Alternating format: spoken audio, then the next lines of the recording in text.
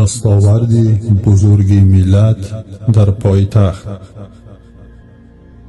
تماشابینان گرامی، گمان نرود که در دوشنبه مترو یا تراموای ساخته باشند یا مرکز آموزش میکروبیولوژی تأسیس دادند و یا دستگاه‌های معاصر و بزرگ برای آموزش فیزیکی نصب کردند. نه، چنین نشده است.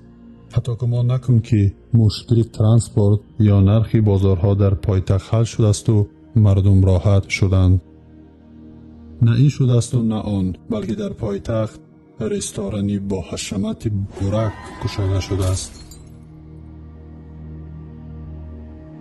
ما ملت بزرگ و شریف با مهارت نادر کافته ترک را یافته آوردیم که طعام خوب بپزد.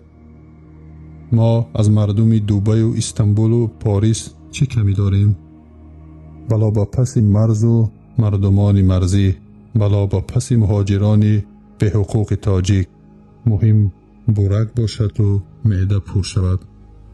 بورک به ملت مبارک باشد.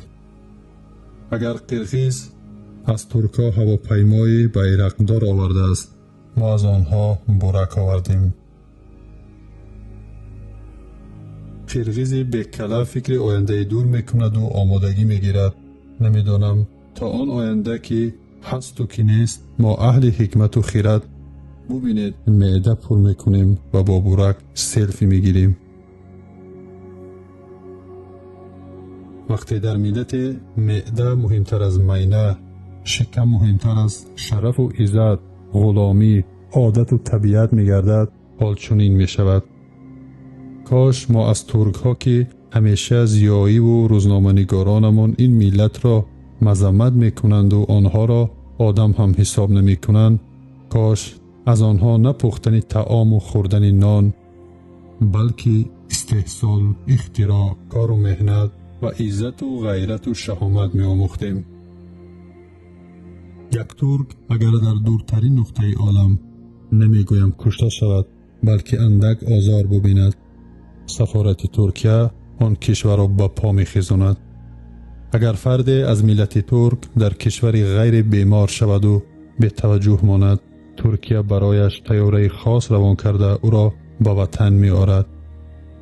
اما جناب تاجیک که زمان تاجدار بود، در خود همان لحظه که ارث و ناموس ملت پایمال می گردد، مهاجران ملت دست جمعانه در وگان یا خانه یا جنگل سوزانده کشته می شوند.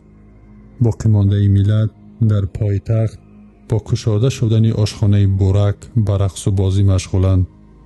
گویا ملت تاجیک زمین خشک سالها آب را ندیده بود که باران بورک آمد و آنها را سیراب کرده باشد که تا این حد فرح و شادی با وجود آمده است.